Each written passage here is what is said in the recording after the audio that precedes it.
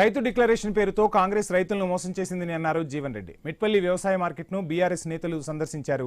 రైతుల సమస్యలు, ధాన్యం కొనుగోలు, కాంగ్రెస్ ప్రభుత్వ వైఖరిపై జీవన్ రెడ్డి తీవ్ర విమర్శలు చేశారు. రైతు బంధు 10,000 ఇస్తామని చెప్పి అసలుకే ఎసరు పెట్టారని విమర్శించారు. బోనస్ ధర ఇస్తామని చెప్పి కనీస మద్దతు ధర కూడా సక్రమంగా ఇవ్వడం లేదన్నారు. ఇక మొక్కజొన్న కొనుగోలు కేంద్రాలు కూడా రైతులు ఒత్తిడితోనే ఏర్పాటు చేశారని, రైతులే ఆన్లైన్ చేసుకుని రావాలని చెప్పడం అన్యాయమన్నారు. రైతుల ధాన్యాన్ని కొనుగోలు చేయడమే కాకుండా తరలింపులో కూడా ప్రభుత్వం విఫలమైందని ఆరోపించారు.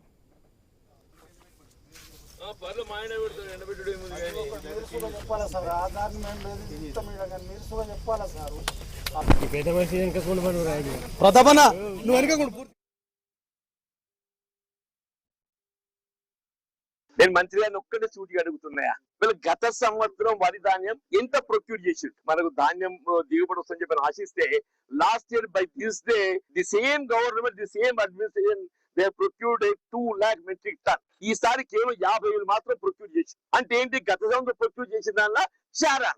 మరి మంత్రి గారు జవాబు చెప్పాలి దానికి. ఏంటో మేము రాజకీయం చెప్తున్నాం, ఆయన రాజకీయం చెప్తున్నా. ప్రతి గింజ కొంటాం, కొనుగోలు ఆయన మేము కొనువని అంటున్నాం. మేము కొను కొను కొను అని చెప్పని మార్కెట్ తిరుగుతుంటే మేము కొంటాం కొనువని అంటున్నారు. అర్థం కూడా అంటుండే. ఇప్పుడు రైతులందరూ ఏమంటుండే, కొను అంటున్నారు, సోపు అంటున్నారు, ఏమంటున్నారు. మరి ఏదో మంత్రి గారు ఇవాళ ఎమ్మెల్యే మంత్రి కాగానే ఇక అన్ని నువ్వే సర్వ అనుకుంటే మేము చేసిన రాజ్యం, ఏ రాజ్యం చేసినాం అయినా అంటున్నా. మీ ఎమ్మెల్యేలు ఉన్నాం, ఇటువంటి సమస్యలు వచ్చినప్పుడు ఏదైతుందో అప్పుడు ప్రభుత్వం ఏదైనా కాదు, రైతుకు అండగా నిలబడి మొత్తం పండించిన పంట మొత్తం ప్రొక్యూర్ చేయడమే కాదు, నెట్టింగ్ వేయించి ఎక్కడ దగ్గర చెప్పి